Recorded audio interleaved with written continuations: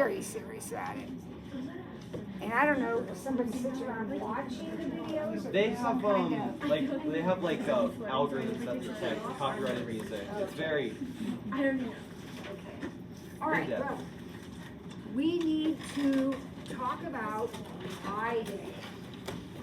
Unfortunately, we are not in school on Pi Day this year. That is your day off for St. Patrick's Day. So we will be celebrating it the day before on March 13th. Okay? Here are the rules. You get a little bit of extra credit. Pi Day is the biggest day in math line, okay? I mean, this is a big, big deal. 3, 1, 4. Get it? March 14th. Okay, so you have to bring in anything edible and round. So you can bring in Oreos. You can bring in an actual pie. You can bring in donuts. You can bring in oranges. You can bring lifesaver peppermints. Anything that's edible and round, and you have to bring in enough to share. Okay? You'll bring it in before school. We'll just normally that shelf right there and the back tables are just piled up with stuff, and then as the various classes come in, we just have a little pie party while we learn math. Okay? That's next Thursday is your day. All right, everybody got it? We don't have school on Wednesday. You don't have school on Wednesday. So you're going to have to try to remember to bring it in on Thursday. Any leftovers, and I usually have leftovers, if they haven't been opened, I take them to the fire station down the street. They take care of the people, and they really appreciate that. We do the same thing at Christmas with our leftover Mother's Club Christmas stuff. We take it down there, and they just love it. So that's what we're going to be doing next Thursday. All right, so let's see. Let's get our notes out. We're getting started here. We need to wrap up. I don't know how you can be hot. I'm so hot. All right. Here we go. Last period of the day. We gotta stay focused because we're gonna learn or not learn something you already know, but we're gonna do a little interesting stuff here after this. All right, Cramer's rule. Did one of these yesterday. How does Cramer's rule start? What do we do first? Find the determinant of the coefficients. So xy is 1, 1. xy is 2, -1. Is that all right with everybody? Now I evaluate that. We know how to do that. We multiply, and we subtract. So it's this diagonal minus that diagonal. So I got -3. Now what do I do with the -3? What is that? That's part of the answer. Who remembers what it is? It's the denominator. So remember, you are looking for an x and a y, and apparently this time they are fractions with -3 as your denominator. Now we need the numerators. So remember, to find the numerators, we're going to do 2 more determinants. How do we find the determinants for the x and the y? All right. You copy the 7 and the 8 into the x place, and then you put the 1s back into the original order. So if I'm doing x, I'm going to cut out the 7 and the 8, and I'm going to paste them on the x column. So I'm going to have 7, 8, and then 1 and -1 don't change. You don't move anything, guys. You literally cut this out and paste it here. And then to do y, same thing, only you cut this out and paste it here. Right? So I have 1, 2, 7, 8. Now I'm going to evaluate those determinants. So what do I have here? I have -7 minus 8. -15.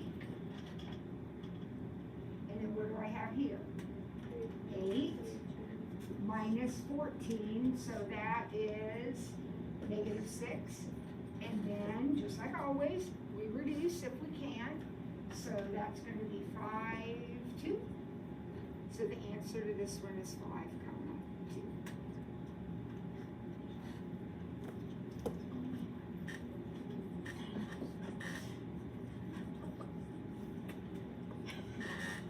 All right, let's do one more together, and then you can do the last one by yourself. All right, so what's step 1? Determinant of the coefficients. Everything's lined up. Here we go. Good? Now we're going to evaluate that. What is that evaluated? Go ahead and you work it out this time. Tell me what you get.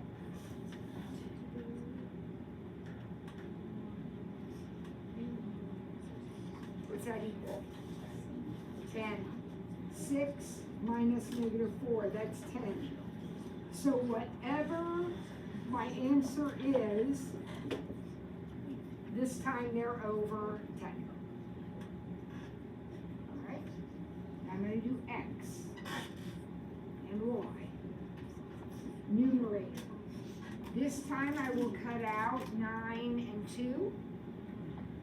Paste them here, so 9, 2, and negative 4, 2.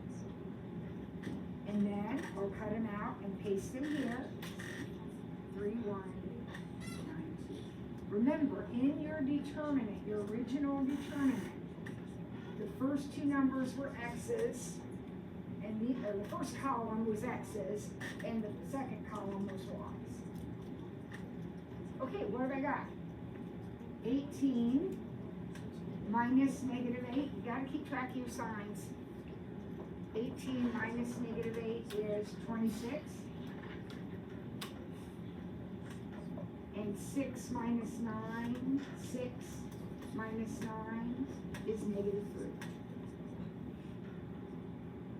So let's reduce. What do we get as our final answer? 13/5 and negative 3/10.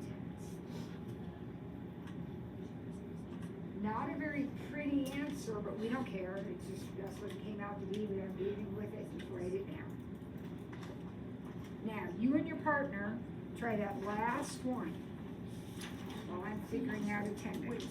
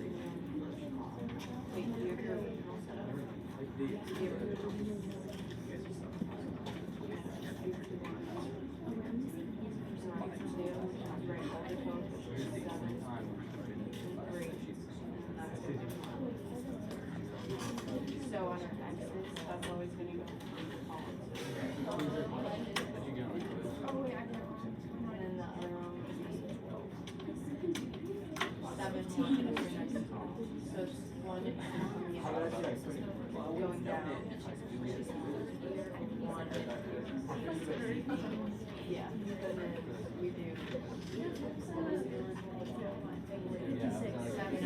5, 6, 7. So the Y, you just flip it. Like it's gonna go down 2, 3.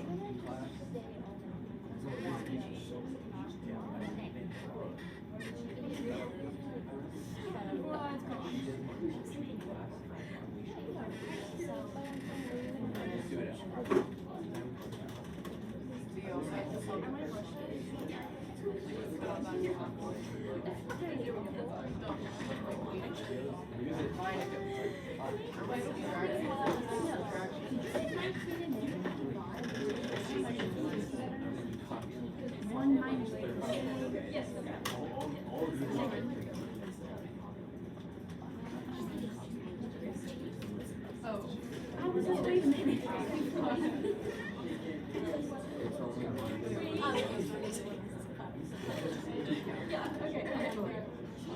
You know what? This is what I need to get.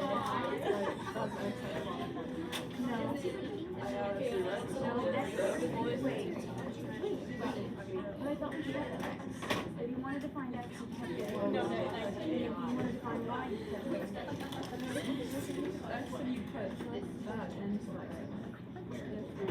Why did you put that?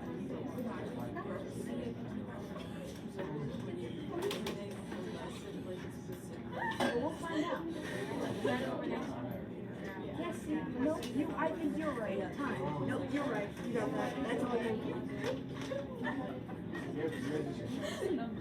I mean, it's the same numbers, it's just different positions, and that's, would be still technically the wrong point, right? Because you'd be at plus 19. All right, this is what I got. What did you get? Did you get that? So we're all set with Cramer's rules? So if we, and we will, have a test question that says solve using Cramer's rule, everybody's got it. All right. 7-3 will be due on Tuesday. All right, so homework 7-3 will be due on Tuesday. Some of you have already turned it in, but it's due on Tuesday. All right, now we're getting ready to start 7-5. All righty, 7-5. And these problems are called linear programming problems. They are big, and they involve a lot of steps. So, Right, the second you get it.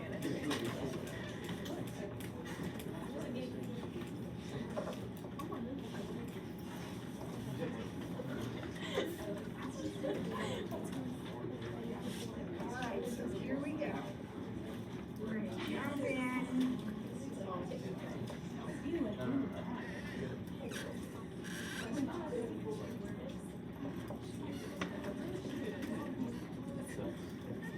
I should have gotten some behind you and making mine better because I did like what I was doing instead of. All right, so here we go. Got some stuff going. So we're gonna go through the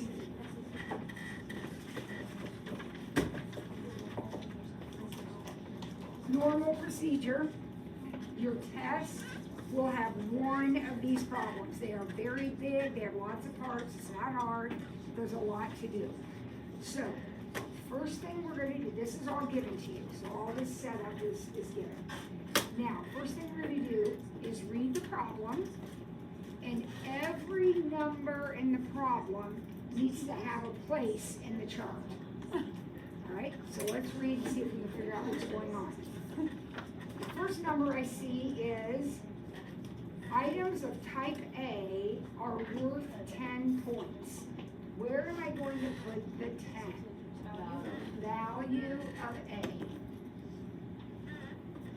See, this is kind of like a matrix because it has rows and columns. So 10 is in the A column and the value row, the value of A. All right, where are you going to put the 15? Value for B. It takes 3 minutes for each item of type A. So 3 minutes for an A. Time A. And 6 minutes for type B. The total time allowed is 60 minutes. Total time. And you may not answer more than 16 questions. Total number, 16 questions.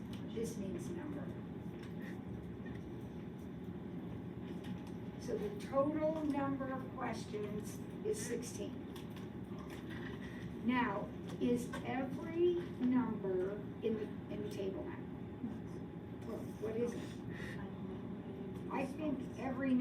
Now, I didn't say is every box filled, that's not what I said.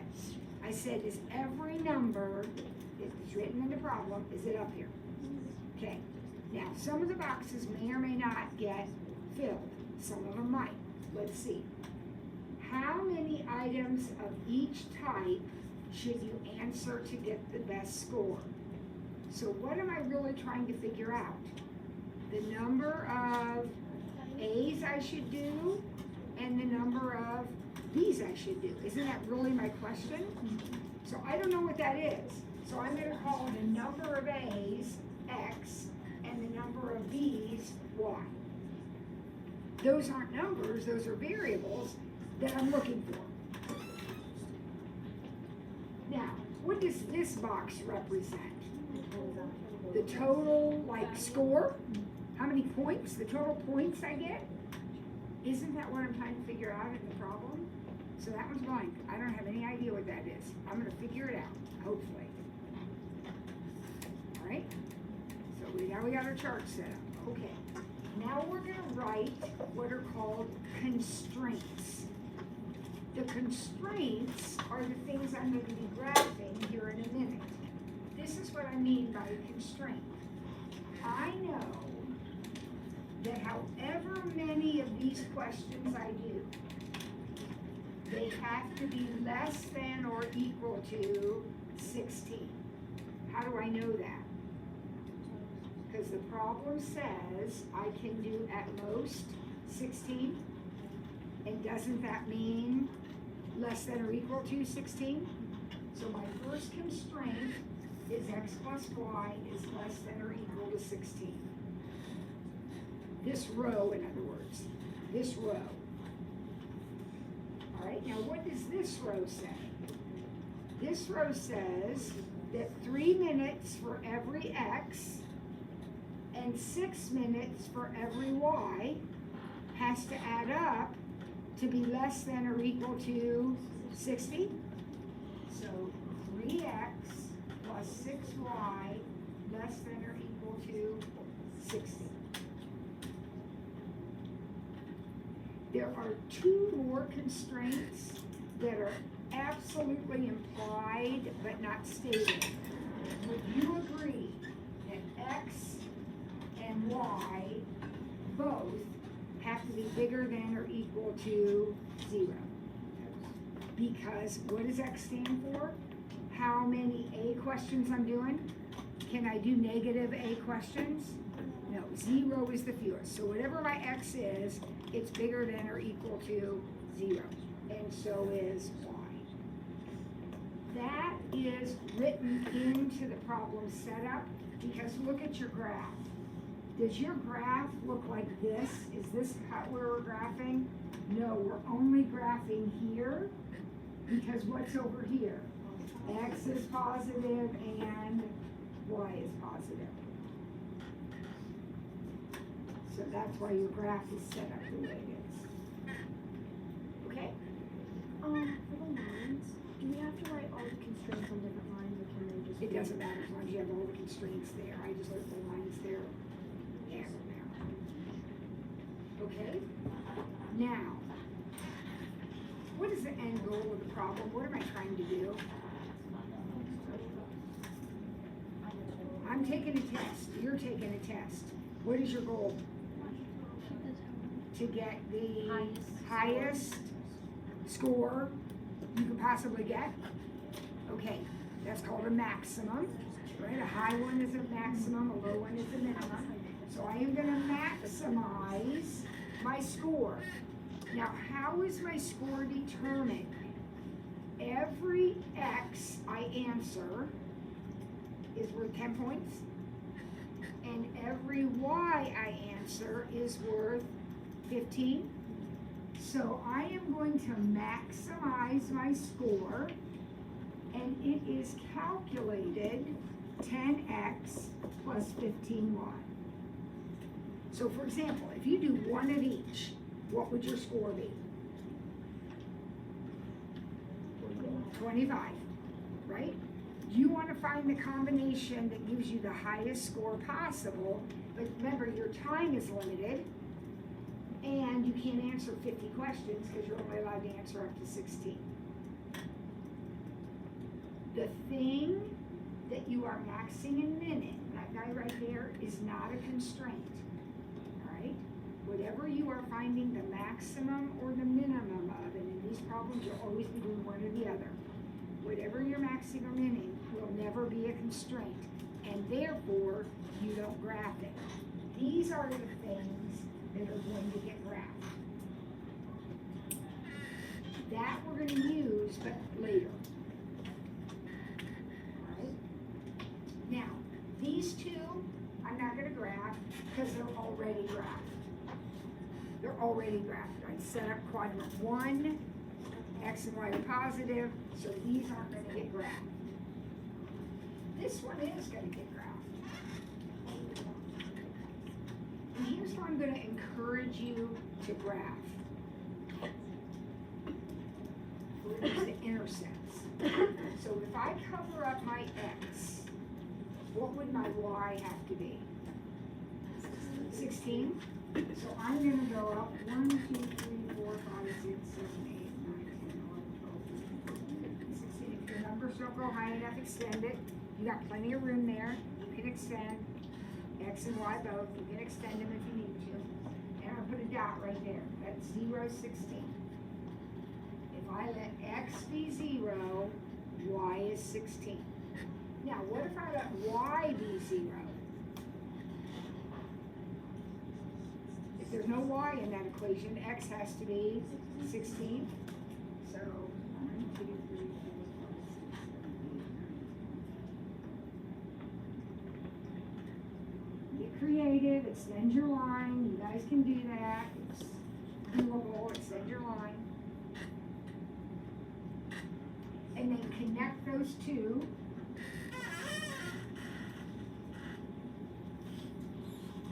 And then shade where? Where do you think this equation is going to get shaded? Below. Why is it getting shaded below? It's less than, right? It's less than. So here's the 16 line, right? So let's shade those. So we're shading over this right here. That's shaded. Right on top of that, we're going to graph this constraint. And we're going to do it the same way. If I cover up X, what is my Y going to be? If I cover up X, Y is 10.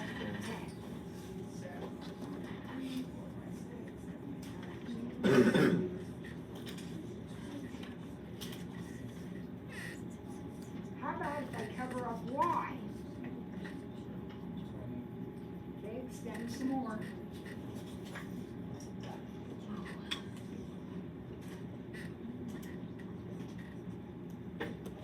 And connect those.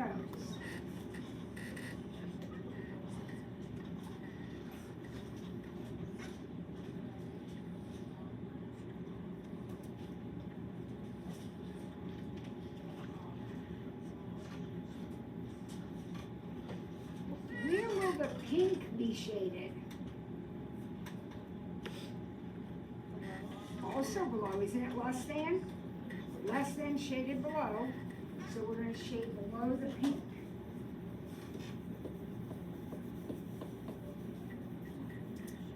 Now guess what your answer is? Answer is where they overlap, right? Or answer is going to come from where they overlap. So can you see, and oh, I mean big black dots here. Can you see that the region outlined by those big black dots is the overlapped area? Now, some of our problems might have more constraints. Every constraint gets graphed, and the answer is always the overlapped area, whatever is shaded blue and pink and purple and green or whatever. All right, now, the answer to the question is going to come from one of these black dots. So one possible answer is 0, 10. One possible answer is 0, 0. One possible answer is 16, 0. And then there's this one.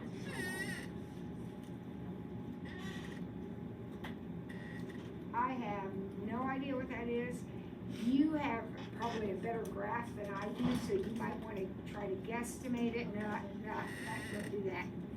We're going to figure it out exactly. We're going to find that point. Anybody have a thought about how I will find the point where my pink line and my blue line cross each other?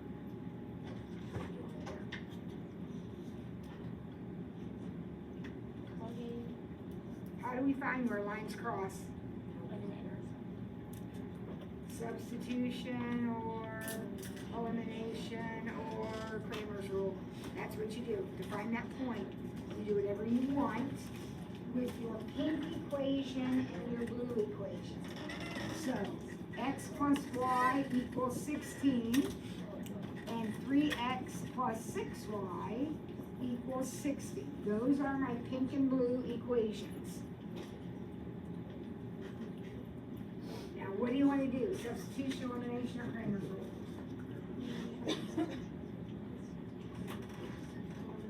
Elimination. So I'll multiply the top by -3. The answer will be the same no matter what, you guys. So she said elimination because she knows that's my favorite and that would make me happy. So I multiplied the top row by -3. I got this. I added it to the bottom row and got y equals 4.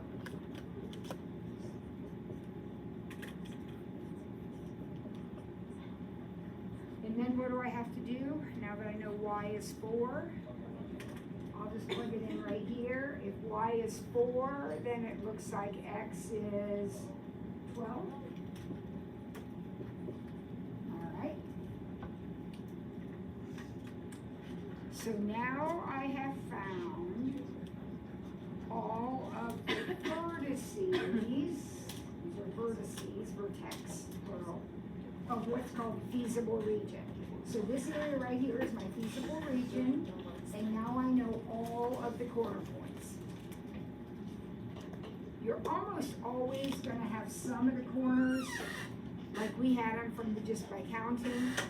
You're usually gonna have to do at least one substitution or elimination or Cramer's rule to find another point.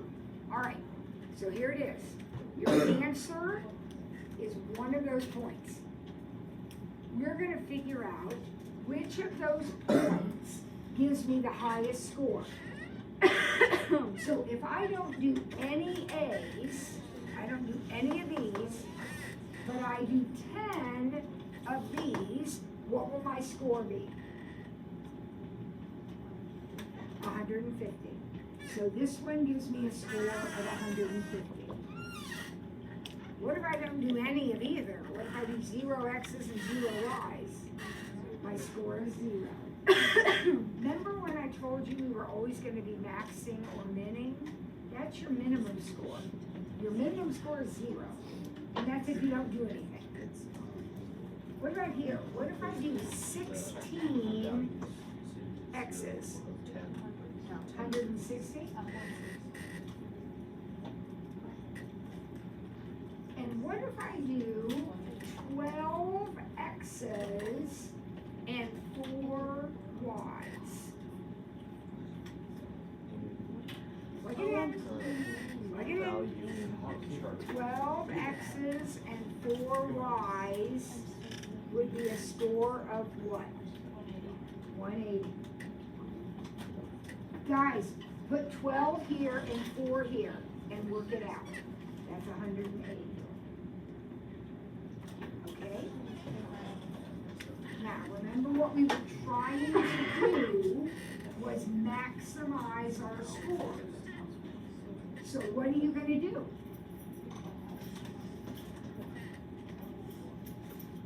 How are you gonna get the highest score possible?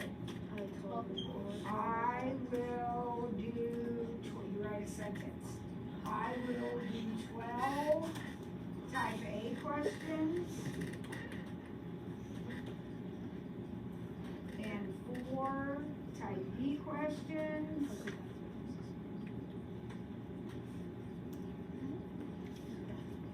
For a score of 180. So you have done a ton of work. The least you can do is write a nice little sentence, one sentence, like starts with a capital, ends with a period, has a subject and a verb, describing what the solution to the problem is. Okay? And that's one problem. So, we're gonna do another one. Anybody, before I start erasing all this, I already erased some. Anybody have a question about something that we did here? All right, let's go through the exact same steps and the next one.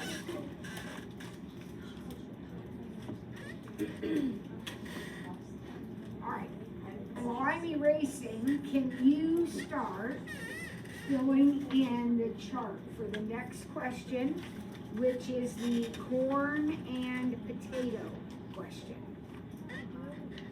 Number 2.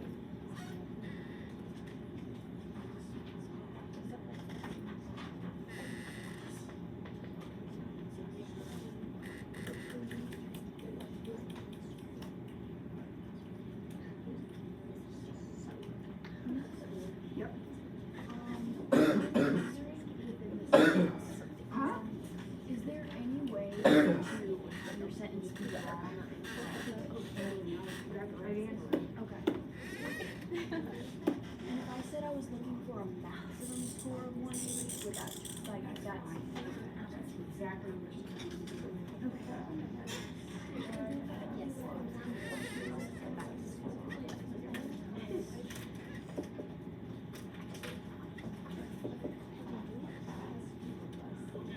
All right, I'm about ready to get started. Have you started filling in anything yet?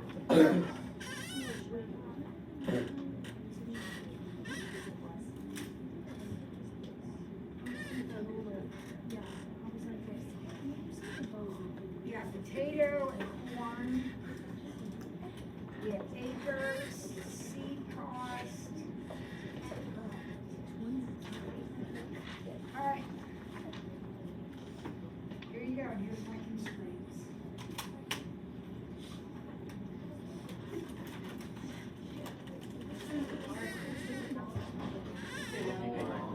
Where'd you put the 70? Total acres, 70.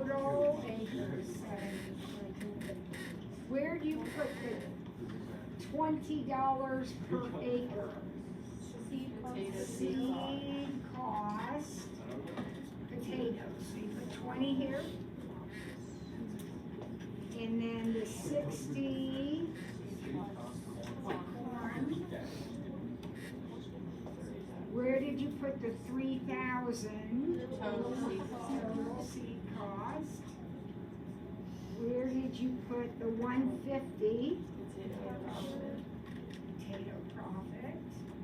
And the 50. And we want to find the optimal solution to the farmer. So in other words, don't we want him to maximize his profit? Isn't that what we want him to do? Folks, if you're in business, that's what you want to do, right? You want to get as much money, bring in as much money as you can. All right. What am I going to do here? Call X and Y. Does that make sense to everybody? And so what will my profit statement look like? No, my profit. Profit will be 150X plus 50Y. And that's what I want to be as big as possible. All right. right, so what are our constraints then? Look at the rows here. What does that say? X plus y is less than or equal to 70. Now, I know you want to maximize your profit, I get that, but you only have 70 acres. So what you plant in potatoes and what you plant in corn has to add up to be less than or equal to 70 because that's all the ground you have, right? Okay. What about this one? What does this one say? Not equals. Less than or equal to 3,000 because I only have $3,000 to spend. And every X is going to cost me 20 and every Y is going to cost me 60. But it has to add up to be less than 3,000. Do I have my same implied constraints this time? Do X and Y have to be positive?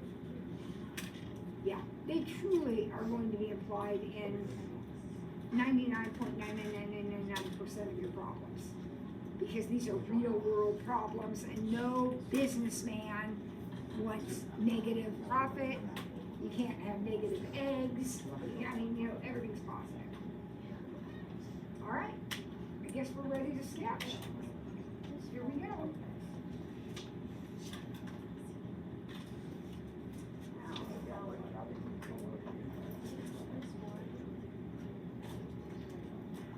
We'll do some blue and orange. There's an extra line. Okay. That's what I use the same template over and over and over again. Some of them have more. All right, here we go. I'm gonna grab. Oh no!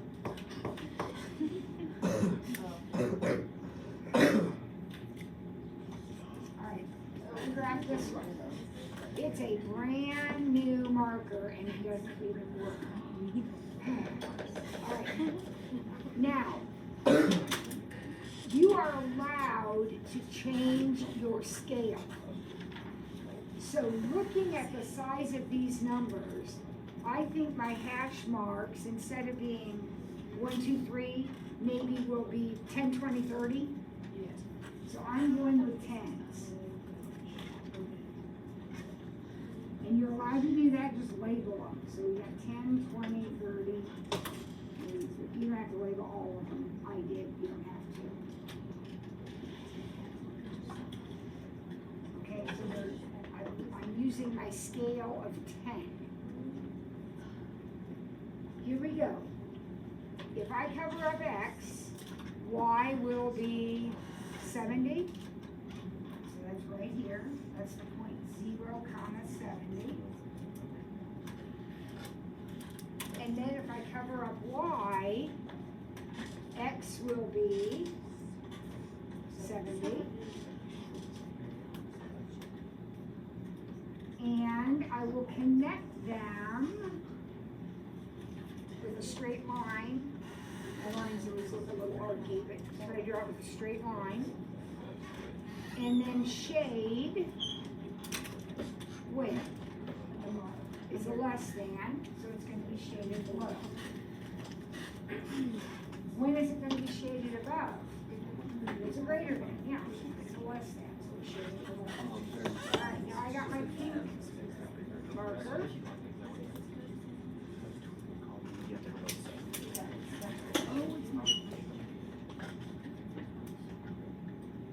All right.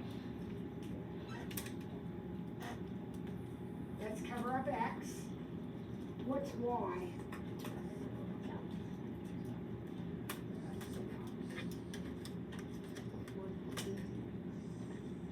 Y is 50. Okay, guys, use your calculator if you need to. What's 3,000 divided by 60? 50.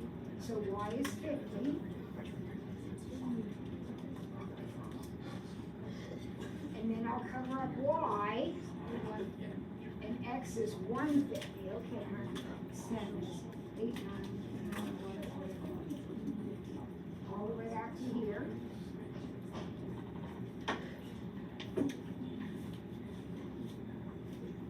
Connect those with a line.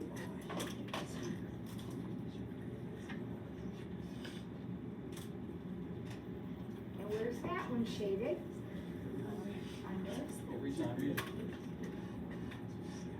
So once again, I have this little quadrilateral shape. Right here.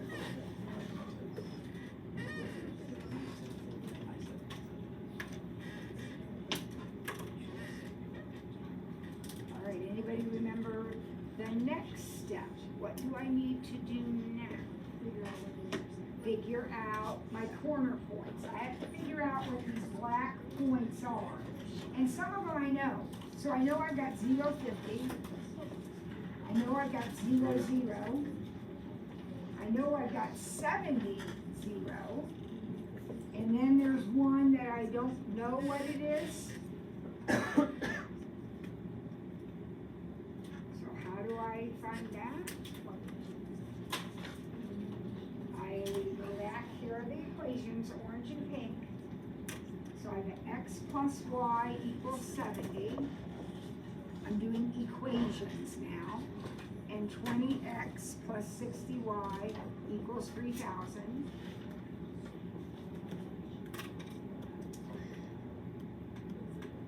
All right, you go ahead and solve that system. Do it however you want. Do substitution, elimination, or Cramer's rule, whatever you are comfortable with.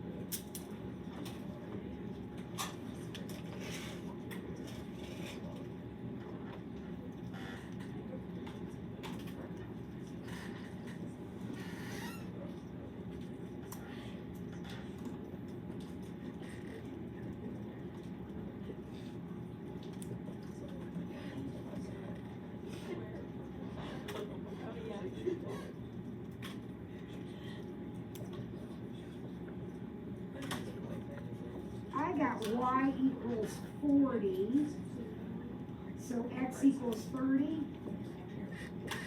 I did elimination, but you may have done something different.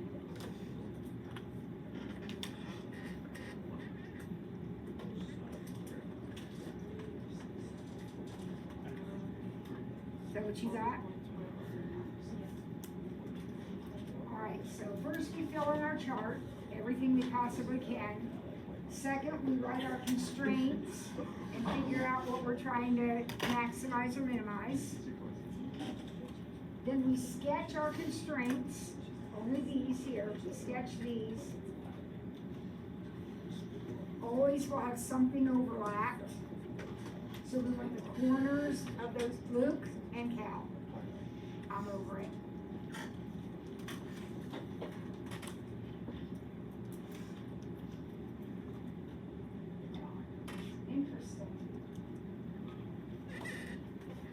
Interesting. Okay, fraction for each of you, and the next time, you'll just leave. Okay, we're not doing this. We're gonna learn. Your parents pay money, we're gonna learn. And it's too easy for you, believe me. I got other classes I can move you into. All right, now what? I got my points picked out, now what? Now I take all those points and using my calculator to help me, I put in the z, or put in the x and the y, and figure out what these values are. These are gonna be dollars. Obviously, if I don't plant anything, I'm not gonna make anything. That would be my minimum. What is your minimum profit? 0, and that's if you don't plant anything. But now plug it in. Figure out what you get.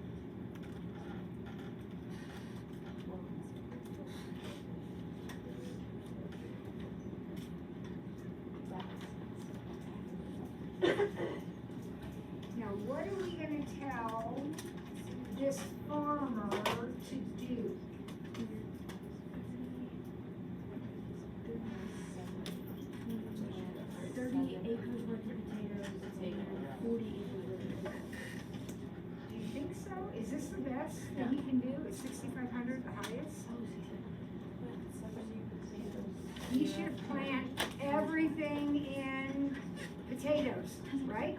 So the farmer should plant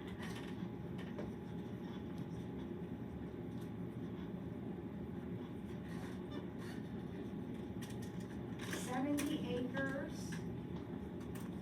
of potatoes.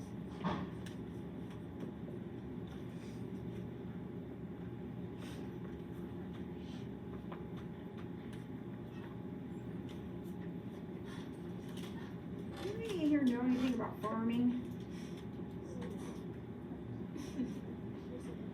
Is it a good idea? It's perfectly fine for them to plant everything in potatoes, that's perfectly okay. But is it a good idea to do that every year? Why not? Because the soil has to mix between. Different crops pull different nutrients out of the soil. And if you keep planting the same crop over and over again, your soil gets depleted of the nutrients required for that crop. So he can do this year, but next year he'll probably want to mix it up a little bit. There's your little life lesson, in case you were wondering. All right, we got a couple minutes, not time to do another one, so I'm going to put a couple review problems on the board. There will be one question like this on your test. We have a couple more in the notes, and I've given you some extra practice that we will do. But let's put a couple of review problems up here. Right there.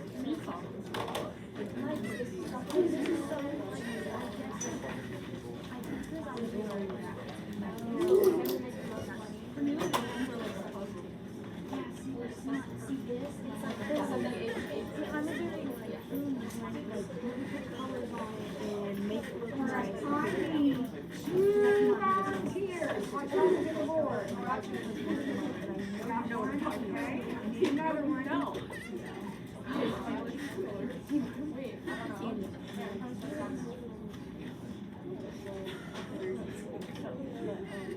All right, no one leaves until we get these problems done.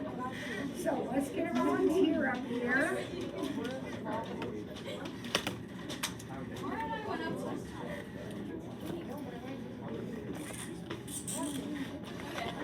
Yeah, me and Sammy will start.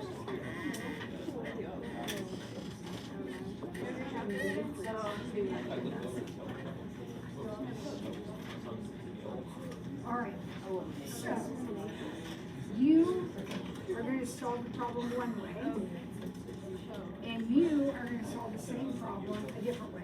So I want one of you to do Cramer's rule. So you can hand it there.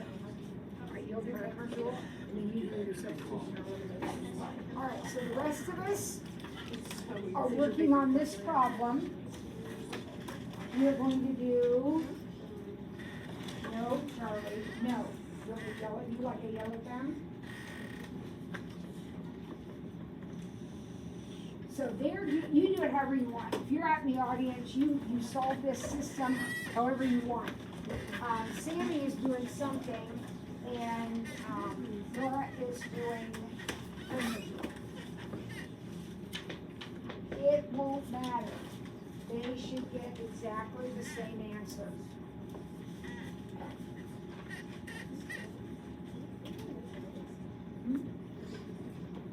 No, we're not starting now.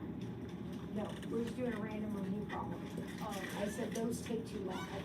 I don't want to start it and not get it done.